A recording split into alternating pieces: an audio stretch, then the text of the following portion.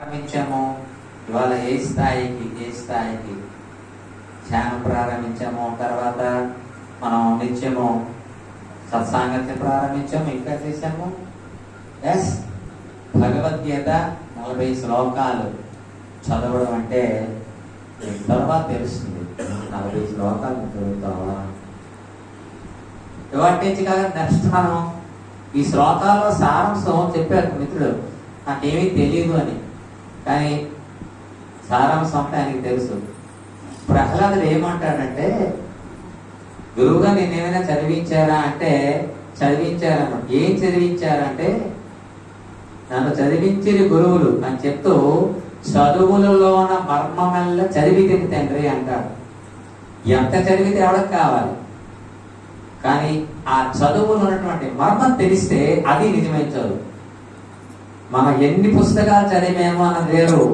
ఈ పుస్తకాల్లో ఉండేటువంటి అసలమైనటువంటిది ఏదైతే ఉందో అది ఒక భగవద్గీతలో ఉంది. కాబట్టి భగవద్గీత చదివితే సర్వము చదివినట్టే, ఇంక అనుమానం లేదు. భగవద్గీత చదివితే సర్వశాస్త్రాలు చదివినట్టే, చతుర్వేదాలు చదివినట్లే. జీవితం చదవడం అంటే అది నిజమైనటువంటి జీవితం చదవటము.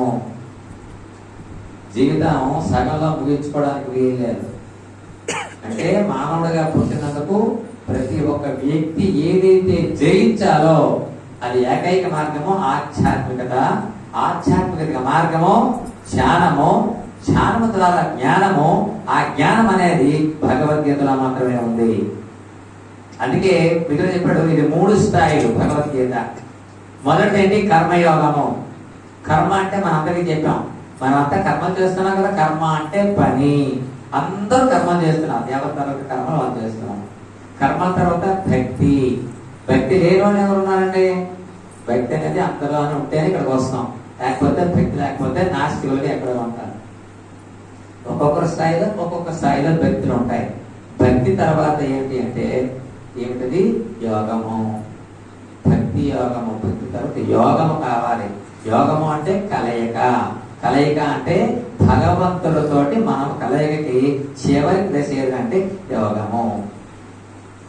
దానికి మార్గము కేవలము ధ్యానము. ధ్యాన యోగము. ధ్యానం ద్వారా భగవంతుడు కలయిక. అది చివరి స్థాయి. ఇందులో మనం ఎంత ప్రయత్నం చేస్తే, ఎంత జ్ఞానం నేర్చుకుంటే జీవితాన్ని ఆ రకంగా మనం ముగించవచ్చు. ఇందులో అన్ని రహస్యాలు ఉన్నాయి, నేర్చుకున్నాము. ఇంకా చాలా విషయాలు నేర్చుకున్నాం. కాబట్టి ముఖ్యంగా ఏంటంటే ఈ 18 మంది చెప్పడం, అందరూ వినడం, ఇది మంచి ప్రచారం కావడం చాలా మంచిది. ఇది మనం చేసే ఎన్నో గొప్ప పనుల కన్నా ఇది ఒక గొప్ప పని. మనం ఎన్ని కర్మ చేసాం, కానీ ఇది మాత్రం చాలా గొప్ప యోగము. సో ఇక్కడితో కాకుండా ఇంకా మనం కొన్ని స్టెప్స్ తీసుకోబోతున్నాం. మన ధ్యేయం ఏంటంటే అందరికీ ధ్యానం ఇవ్వాలి, అందరికీ భగవద్గీత చెప్పాలి. ఇదే ధ్యేయంతో మనం వెళ్తున్నాం. సో మనం అనుకున్నట్టు 18 అధ్యాయంతో ఒక స్థాయికి మనం వచ్చాము. చాలా మందిలో కొంత ఆలోచన కలిగింది, కొంత జ్ఞానం కలిగింది.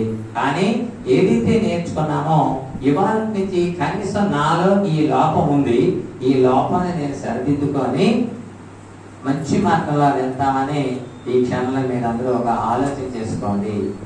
ఏదైతే మనం చెప్పామో ఆ చెప్పిన వాటిలో మనలో ఏది దోషాలు ఉన్నాయో కనీసం ఒక్క దోషాన్నైనా నేను దూరం పెట్టి మంచి మార్గంలో నడుస్తానటువంటి ఒక ఆశయం మీరందరూ కలగాలని చెప్పేసి ఈ సభకి, ఈ కార్యక్రమానికి మీ జీవితంలో ఒక మార్పు అనేది వస్తే ఇవన్నీ కూడా మనకి సత్ఫలితాలు ఇచ్చినట్టే. కాబట్టి ఆ రకంగా ప్రయత్నం అందరూ చేయాలని కోరుకుంటూ మన సమయానికి మనం ముగిద్దాము. మీ అందరికీ మరి నెక్స్ట్ కార్యక్రమాలకు అందరూ కూడా హాజరవ్వండి.